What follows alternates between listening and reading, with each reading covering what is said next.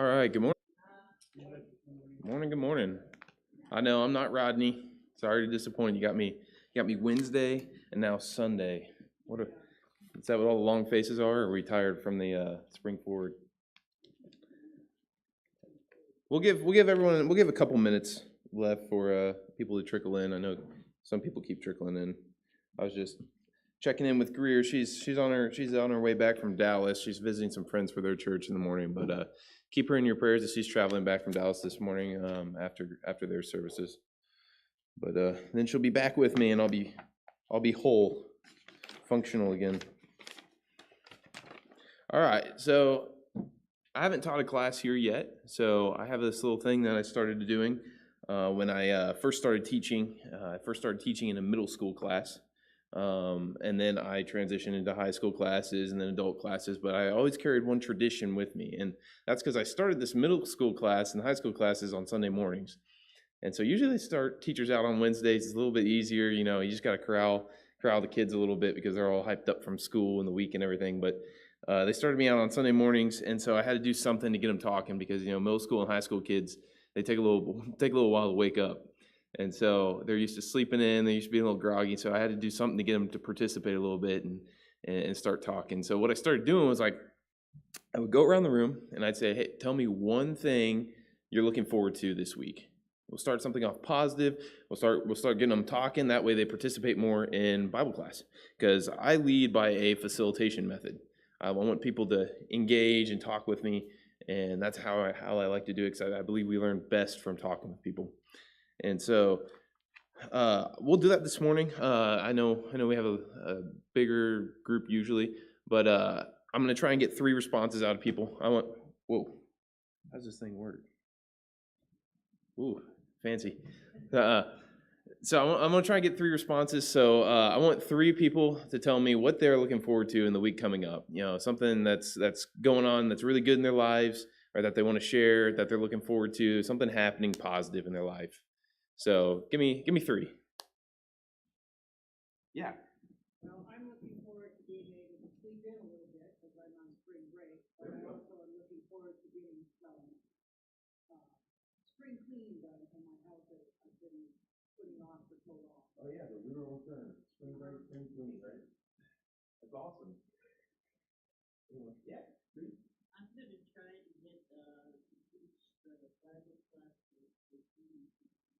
Oh, cool. I've done it before the COVID. I wrote something and I bought some Bibles like mine, like or whatever, jumbo. Yeah. And so I would have them read the scripture and music.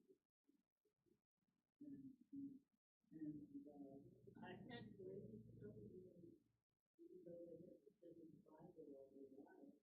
Even more interesting. I love that. Because I love to do it.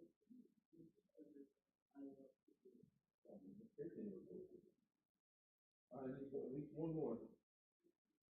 You don't have to tap it off the 3, buddy.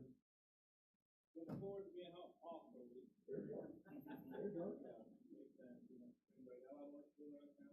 Looking forward to being off for a week. You don't let people double up on the same thing, but I'll take it this week. This is the first week. The last congregation I saw that, they would all be like, I'm happy to be alive. It's a really old congregation in terms of age and experience. And so they're just like, I'm happy to be here, be alive. I'm like, all right, let's do a different one this week. No, absolutely. We talked about it. Anyone else dying to share anything from they're looking forward to this week? No. Oh yeah. I would like to participate on the Bible practice. Yes, it's your name right here. Oh yeah. We did it yesterday morning, and we had a blast. It was a lot of fun. Yeah, it was a lot of fun. I had a great time this time. All right, that's awesome. Do I have to stay behind the phone? Are we broadcasting? Yeah. Oh, so I should probably stay with the microphone and I don't I don't know if the broadcasting is the class. I need to stay back here? Yeah.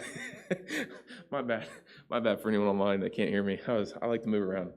All right, so now that we got some people talking, all right, we're gonna start off the Bible class. I'll tell you, I know Rodney's been teaching in John a little bit, and I asked him, I was like, do you want me to continue in John? You want me to do something else? I don't want to step on your toes, and keep doing that. And so he gave me the option to do my own thing. And so I have a book that I taught last time, and it's called Convicted by Brad Harrop. If you want to look it up, it's a lot of scientific proofs, some apologetics, and really proving God and being convicted in your faith.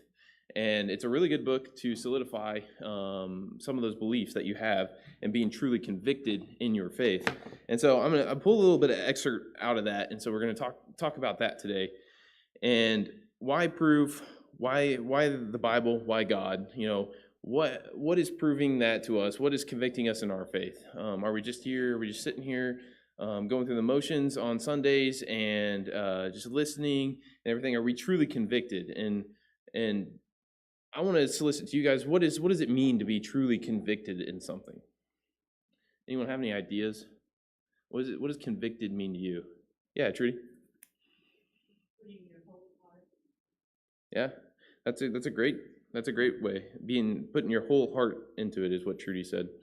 And so being truly convicted to me is definitely solidified in your faith and not being waverable, right? You are absolutely 100% in. And so we're gonna take and pull a little lesson. There's 7 proofs that this comes from this lesson. We're gonna talk to them today. I'm gonna pose one more question before we start digging into those proofs, and we'll get a little bit of audience participation. I've been fortunate in some ways, and some other ways there's some trials and everything, moving to different congregations over the last several years. I started in Kansas City. That's where I grew up. That's where I spent almost 24 years of my whole life. And then I got married. We moved to Memphis, and then I joined the Army, and I was here, there, everywhere doing training, right? So I had a lot of experience in different congregations there for 3 years. And so doing that, I've been able to talk to people. It's like, why are people leaving the church? That is a big topic in the brotherhood today. Why are people in the church leaving? Why are they losing their faith? So let's answer that question. I want to see what your beliefs here at Southside Church of Christ and being in Central Texas. I've heard beliefs from different parts of the United States of why people are leaving, why people are losing their faith. I want to hear from you. Why do you think people are leaving? Well, I think that they probably weren't as committed as they needed to be in the first place. And some people, it's just got, with the COVID thing and then doing the videos, it just got easier to do it that way. It wasn't too convenient, kind of thing. But I think basically they didn't have that to begin with. Absolutely. She was talking about COVID and people not being truly convicted in the first place, being easy to lose your faith. I would definitely agree with that. I think just some people just change their, not necessarily their beliefs, off, but they feel like one congregation is not open to certain things that they might do, or they're supposed to be, that could be part of it. Could be a lot of people have moved. Mm-hmm. Yeah. People you aren't used to moving, our military, we're always moving, but people aren't used to moving everywhere. And, they move because of COVID, because of jobs or whatever, and move to new areas, and they're not that.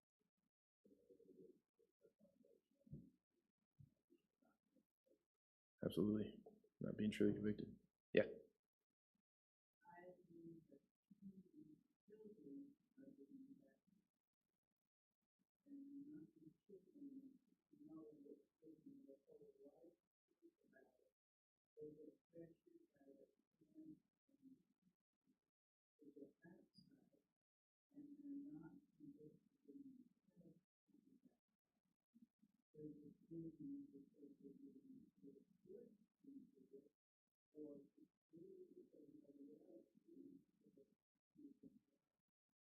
Absolutely.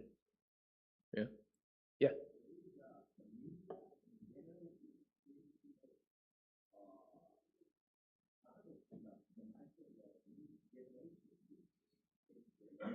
Absolutely. Absolutely. That plays a big part, especially in younger children, having access to social media and having access to not only the United States, but the rest of the world, and having that strong influence coming down on them in a pivotal point in their lives, and parents taking less responsibility in raising their children up and raising them up the right way and letting the world to do it, so to speak, right? I think another part of it could be, a lot of our younger people who want to college that, and most of a lot of you people, a lot of really non-religious people are anti-religion, 100%. anti-Christianity. So a lot of their teachings will be against Christianity, against God in general. And so, and they're, of course, there's a lot of education that it makes the argument for a lot of people. Absolutely. And so we lose all our interest that way, that direction.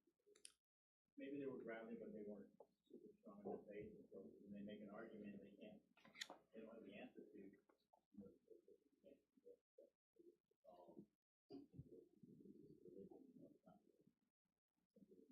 Absolutely. Absolutely. And apologies if you can't hear very well, but we've heard a lot of good things. Maybe I should have waited to announce the topic till after I asked that question. But a lot of it does boil down to being truly convicted in your faith, and whether that's the strength while you're going off to college, whether that's the strength of fighting through COVID and being remote for a little bit and not coming back, or being a little too nervous about going back into big audiences, or the media portraying several things, or not being properly raised by our parents, and allowing us to have that true faith. All good thoughts. I love hearing what other people are thinking on the topic and the subject, so that way it can kind of set the foundation for class, and try and broaden our perspective and focus in. I want you to think about those questions as we're kind of going through some of the things we're talking about today. But definitely atheism, evolution, and a lack of proof are kind of what I boiled down to specifically from this book, but a lot of my experiences as well. Those are kind of ideologies being portrayed into the church, especially in young people's minds, but also in people that are older than that as well. Some of the proofs, our first proof is every creation must have a creator, right? So when you're looking out and when you're thinking and you're looking at things, everything that's been created has to have a creator. I don't know if anyone has any examples of anything coming up that didn't have a creator. When you're looking at something, everything you're looking at, and it kind of flows into our second proof, is every design must have a designer. So when you're looking around this room, you're looking at these pews, at these walls, at the church building as a whole, even your clothes. Everything had a design or a creator, right? So someone had to do that. Why is that any different for everything else in the world, right? Why is that different for the mountains? Why is that different for the trees? Why is that different for the flowers and plants or anything else that is in this world? Why must it not have a creator or a design? And that's the battle of, with evolution that we're looking at, and the proof that there is something. When I think of designer, and there's a lot of proofs in this book, but I've always been intrigued a little bit on the scientific side of science in the Bible, because there's plenty of science in the Bible, and if I get to teach again, we're going to focus on just some of the scientific proofs that are in the Bible. But the human body has the muscular system, the skeletal system, and then you have movement, right? All those things in the body work together in a perfect manner, and you have all these things that have been perfectly created in the same time so that they can all function. If you have one develop sooner than the other, you have problems. We've probably seen that with some of our friends, some friends' little ones or anything, that something might be developing a little sooner than others, and we have different scientific methods to help do that in terms of healthcare and everything. But in general, we all form and are created to where our bodies age and get bigger and stronger in the same fashion. Our nervous system is innervating those muscles, or supplying the nervous system with nerves, And then you have the digestive system breaking down food and nutrients to all the cells in the body. You have the circulatory system delivering oxygen and nutrients. And then you have the respiratory system delivering oxygen and getting rid of waste or like carbon dioxide. And all this happens not by chance, right? This was all created in a certain way that it works together smoothly and in a fashion that keeps us moving regularly in our daily lives, right? That is so cool when you look at the human body and you see all these things moving and working together in a fashion that is like nothing else, right? But we had to have a creator for that, and you got to think of the magnitude of the creator when it looks at the human body. We're at the head of the food chain, right? And you had someone create you in a fashion that keeps you there, right? We are the head of the food chain here in the world, and that is because we are such our bodies, our beings is so advanced that you can't design it. You know, scientists are out there trying to redesign the human body. They're trying to clone the human body and everything, but it's perfect to begin with. So the first two proofs: every creation must have a creator, and every design must have a designer. Our third one is codes require someone to program those codes. Right, I took a class when I was in high school on coding and web design, and I was very bad at it. Not my talent, not my strength, just like song leading. I know a couple of you asked me if I'm a song leader here. No, that's a talent that I hide away. I will get up here, I'll teach, I'll preach, but that talent, I bury it. So, but programming and web design is not one of my strong suits either, and I was confused by it, but I do know that codes require someone to program those codes. And then when you have one error, it throws a whole program off. Every cell has a code, or that's called DNA, and someone had to program that DNA, right? If you have one code in there, it throws everything off. And so someone had to program all those codes. If you're thinking about it in terms of a car, if you're a mechanic or you like to dabble in fixing your own car or something, if you have one code in your car and it throws it off, right? Oof. You'll be chasing codes for a while. I've done that with a couple of cars, and you got to think when that car came brand new off the lot, more than likely it worked perfectly, right? It didn't have any codes thrown up there on the dash. You didn't have the little check engine light. You didn't have the TPMS sensor or the O2 sensor throwing a code, right? Everything worked perfectly. Someone wrote that code because now all the cars have a huge computer in them, right? Especially these electric cars. Someone had to sit there and design all that code so that car's going to run down the road properly and safely and get you to your destination. And so every code that was designed, someone was sitting there writing that code to make that vehicle work. That vehicle you just didn't take a hard drive, slap it in there, and expect it to work, right? If you take a hard drive from a Jeep and you throw it into one of these new fancy Teslas that drive itself, it's probably not going to drive itself. It's probably not going to start. So that code is specific to each vehicle, right? Just like our bodies and our DNA have code specific to us, right? So that code was written by God, right? To make our DNA, to make our body function like it is its own being and separate from everyone else, right? Every DNA is unique. That's why you can't go out there and commit a crime, leave some DNA on there, and they charge Wesley for my crime, right? No, they're going to charge me for that crime because they're going to pull my hair, they're going to pull my fingerprint, my blood or something. That's unique to me. The Lord, sat there and wrote that code. So number 3 is codes require someone to program those codes. And then we have number 4, laws require a lawgiver. Turn with me over to James chapter 4.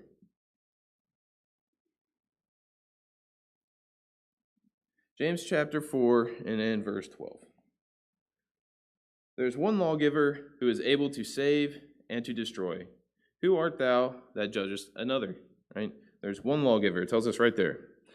Every time you see an effect, there must be an adequate cause. Oh, sorry, jumping ahead in my notes. Laws of nature, right? There's one lawgiver. You have the laws of nature. There's laws of momentum or gravity. And those laws, guess what, don't happen by chance. So if I jump off this stage over here, what do you think is going to happen? You don't think I'm just going to keep walking? No.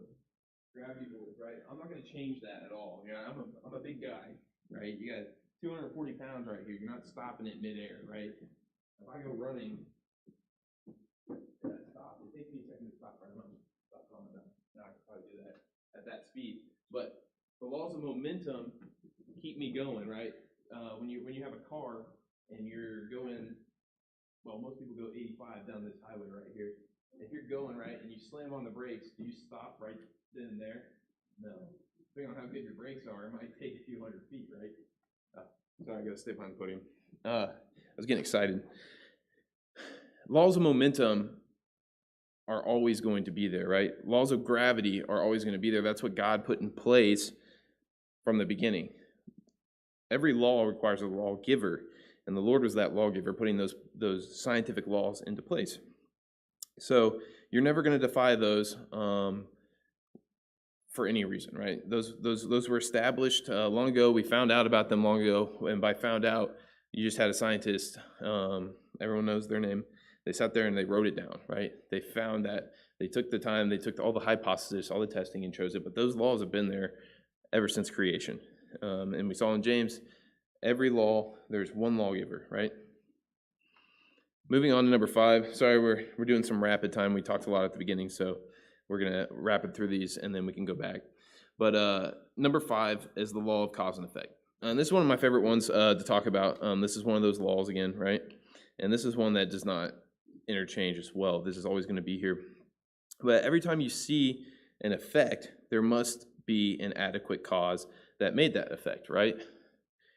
And when we're talking about this, I like to use the example of the Grand Canyon. And of course, I just came from Arizona. I moved from Fort Huachuca, and the Grand Canyon's, just a few hours north of us in Arizona.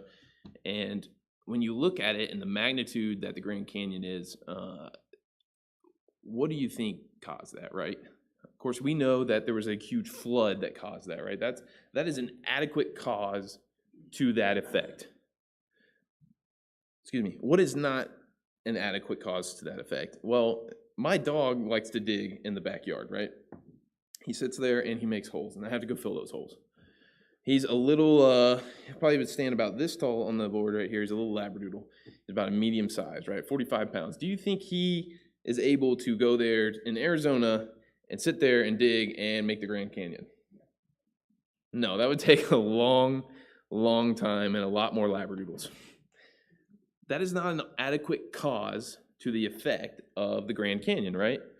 So we can go with, that effect is way too big, way too great to have that accompanied cause with it. You can look at different things in our society, and when you think of what caused something, there has to be, the effect of that has to be within the realm of that cause, right? So if I go and for some reason, I get really mad at this, I can't think of the words or something, I go punch this wall, right? I put a hole in it. There's probably going to be a hole, maybe even just a dent right here in this wall, depending on how well that wall was built. So I'm not going to sit here and just blow the whole wall out, right? Or the whole church isn't going to come down from me punching it, right? There has to be an adequate cause to the effect there. I know I look strong, I know I look huge, but if I punch that wall, it's not bringing the church building down. I'm not Samson bringing down the pillars over here. And so if you got to think about other things, the universe, we're putting it back into the scientific realm.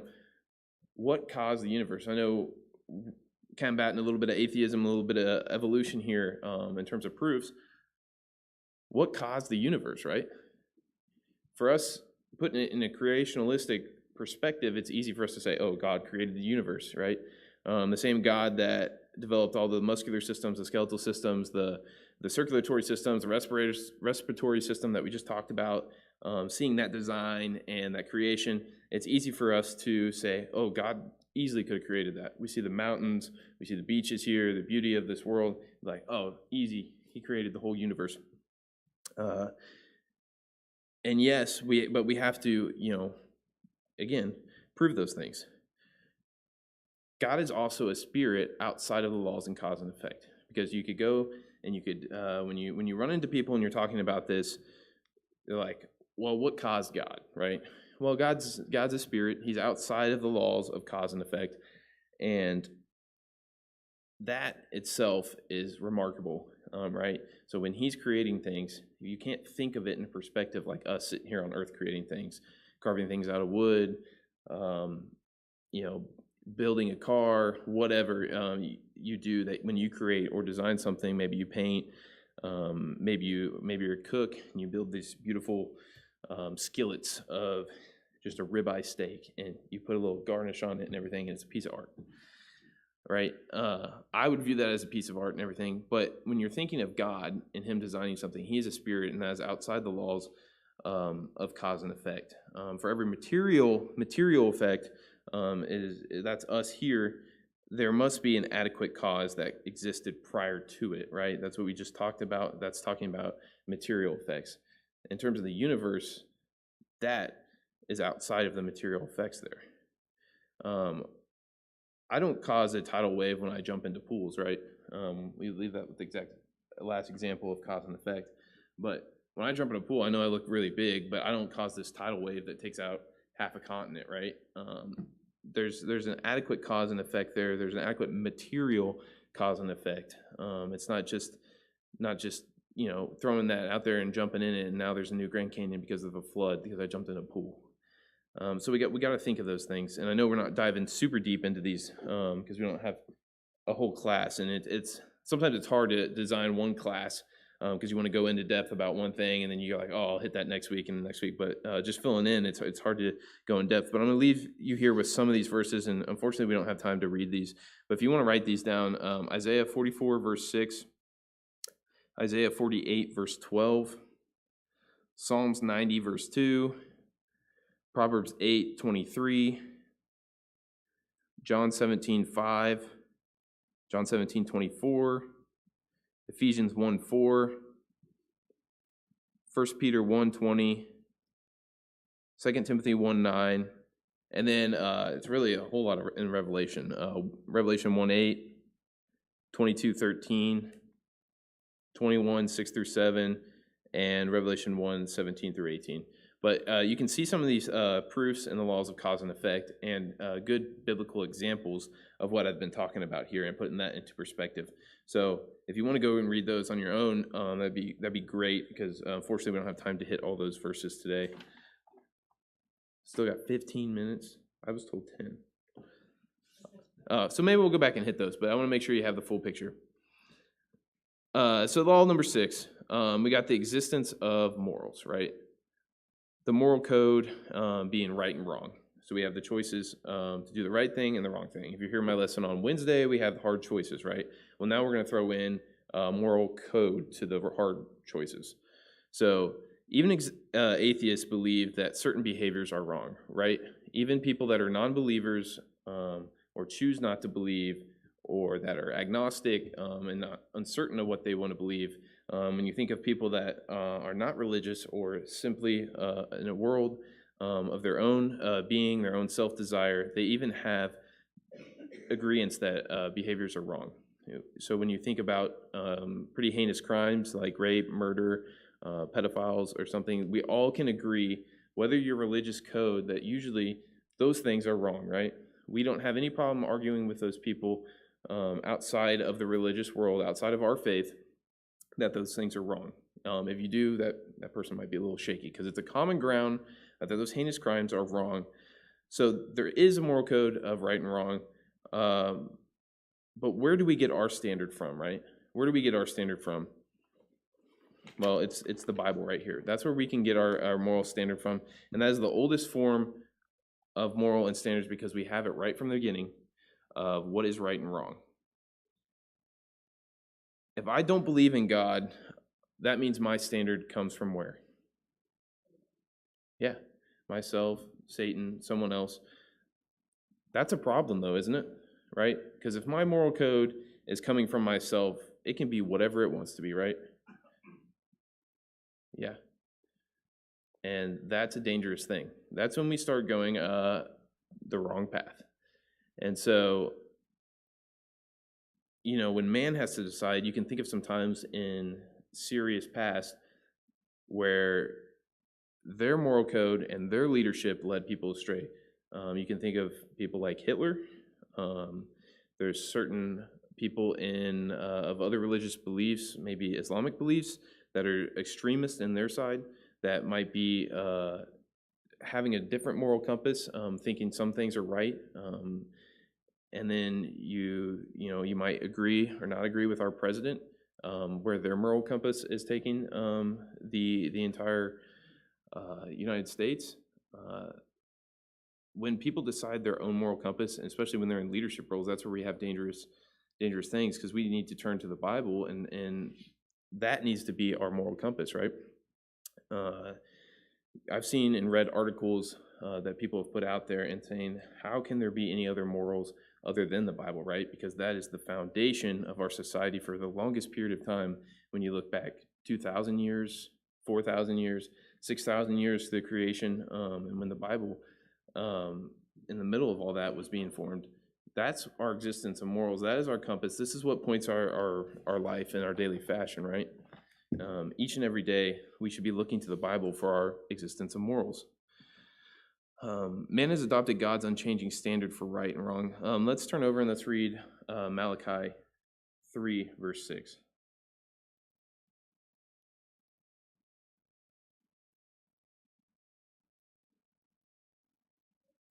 It reads, "For I am the Lord, I change not, therefore ye sons of Jacob are not consumed." That first part is, "For I am the Lord, I change not." The Lord has not changed in the entire existence of the universe and the entire existence of earth, right? So if he has not changed, and what he wants us to do and how he wants us to live our lives and what he views as right and wrong, how could it be different from then, right? How could we decide what is right and wrong today, in establishing things or changing the way the morals and our morals go? We can't, right? Because he started with it, and that's where it needs to be directed. He does not change. And since those morals still exist today, that in itself is proof that everything points back to God, right? There's the proof that of existence of morals as the proof of God in itself. So we're talking about all these proofs. And number 6, for those that just walked in, is existence of morals. So if we still have the same morals that we can see in the Old Testament and in the New Testament, in terms of these, when we're talking about heinous crimes and pointing our direction, our moral compass, if those are the same as they are today and those things are still wrong, that leads back and points back to God being the true answer for those things, right? Number 7, communication requires a communicator. What allows us to communicate in our lives, right? In person, online. I know we talked a little bit about COVID and the problem of people not having proof of things today, right? Our anatomy, video, audio, animals communicating. When you think about all those things, humans can build on knowledge. Everyone else, in terms of all the other created beings on this world, cannot build on that knowledge of communication, right? That is unique to us because of the system and how our brains are developed. And I'm not a specific scientist and everything, and we can dive into that further. But the different parts of your brain allow you to communicate, and the way the brain develops, that's not the same thing. And when you're talking about animals, they don't have the certain areas of the brain that we have when we're building off of communication with one another. And when you're looking back upon thousands of years and how far our communication has come in a society. Yes, we have different languages, but we've built on the communication of our specific languages and one another. When you think about sign language, when you think about verbal communication, when now you think about digital communication, there's a buildup of knowledge and a database there. God created man with the ability to communicate, and he is still communicating with us today, right? Through the Bible. So communication, and the fact that we can communicate with the others, and the fact that God can communicate with us, is another proof of his existence, right? Because when we turn to the Bible, how often does it tell us that we need to be able to communicate with one another, right? That is an essential part of our faith, that we need to be able to go to others, go out into our community, talk with our brothers and sisters, edify one another, fellowship one another, build each other up, fight the good faith with one another. If communicating wasn't important, why wouldn't he give it to us, right? He's given it to us for a reason. He's commanded us in the Bible to communicate with one another, to save as many people as we can save. And so that is proof 7 in his existence, right? Turn over with me now to Psalms chapter 46 and verse 10.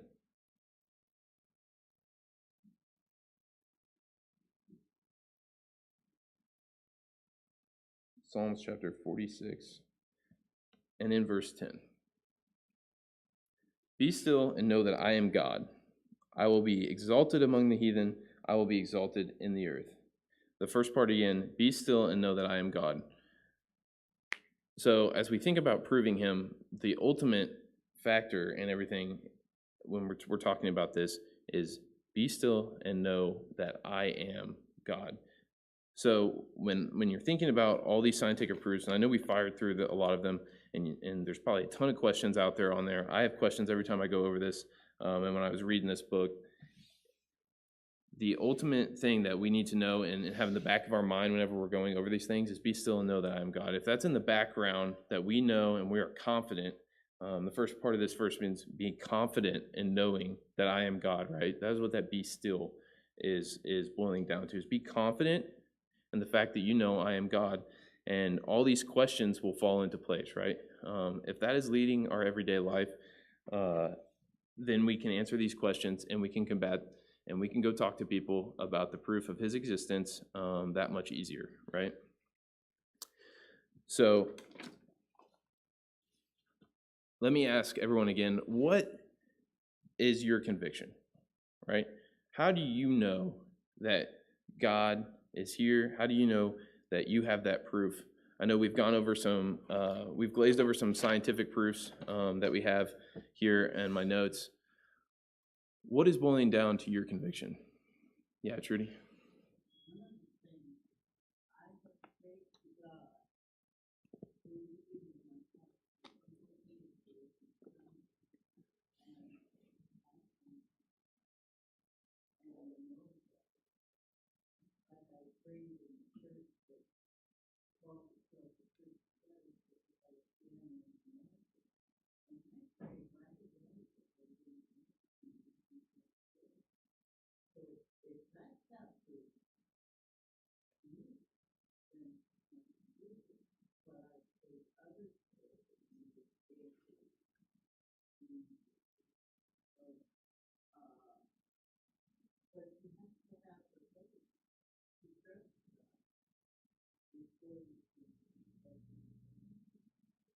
Absolutely.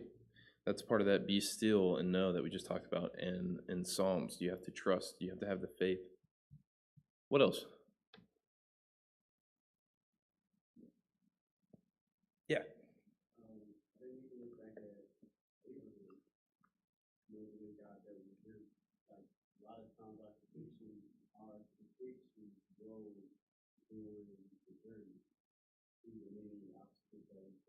Absolutely. Absolutely. For those that couldn't hear, he was talking about our convictions growing through fighting through the obstacles and the trials that we go through. He used the example of Abraham, fantastic example. And the things that he has gone through and his faith only getting stronger from that. Scared me. For me personally, it's also, I know we've talked a little bit about it, it's also seeing God in our daily lives in the way that he has affected our situation, maybe for the better when we're going through trials. I know one thing that I like to always say is we can't just lean on God whenever things are going wrong, right? We also have to thank him when things are going right. We also have to pray to him and talk to him whenever things in our life are going really extremely well. So, praying, when we look and we talked about number 7 in the proofs is communication requires a communicator. Well, there's a two-way streak in communication, right? How often do you hear that in relationships whenever people are having problems and you say, someone's not communicating to me? In the marriage class that we have in the back, usually a lot of the problems boil down to communication that we're talking about. We have to communicate with God. the communication that we have here and being able to talk one to another, being able to communicate our feelings, whether it's online, whether it's in person, everything, that has been a gift from God in order for us to get stronger with one another, in order for us to do so much in our daily lives. Well, we have to do that back to Him, right? A lot of us forget sometimes that we have to communicate back to God. He's communicating to us in the Bible today. He's talking to us through the Bible. Well, we have to talk to Him verbally through prayer, right? That's both good and bad. And when you're praying to Him and you have certain situations in your life and things are going bad, and you pray to Him and you say, I need help with this. And then you see that help come, or you see a way out. There's always a way out when it comes to sin or when it comes to grievances and everything, and God is that path out. But when you see that clearly after praying and praying and praying, and it may take some time, that is a proof in and of itself, right? It may not be the scientific proofs that we talked about. You can boil it down to the communication, but that and a way out is a way to be convicted. That's the way I've been convicted in the past when I've had troubles and trials and tribulations, and then I pray and pray and pray, and I get out of that, and I don't do it alone. I do it through God, with God. That is a conviction of itself. That's one way I've been convicted, and then also right out of a particular instance in my life when I was praying so hard to get out of this trials and this bad time in my life, and then I was praying and I did get out of it, and then I kept praying and I kept praying, and things were going better, and I kept building on that and building on that, and I was seeing things really happen in my life that were for the better, and that really solidified that conviction in there, both seeing it from the bad side and then from the good side, and continuing that relationship and that communication through God that entire time. That's what building off of that and being further convicted and convicted and convicted. I'm getting the warning. That's one way to be convicted. I think we have one more person. If they want to talk, I'll give the floor open to you. Anyone? Got 1 minute. All right. Well, I want you to be able to take this, add it to your toolkit, and being able to talk to people in this way, being able to give proofs if you run into scientific problems. Hopefully, Rodney will be gone again one other time, and I can give you the list of scientific proofs that I have in here, and we can dive down a little bit deeper. But I wanted to just go over these in a very summary fashion, give you some knowledge that you can go and study further on. Again, the book that I was bringing these from was the book Convicted by Brad Harrop. If you want to look more into that, it's a pretty good book for a base layer of both scientific knowledge and biblical proofs in terms of science and laws and everything. So thank you for your time. Thank you for being here. Thanks for listening. And hopefully we will be able to do that again further in the future.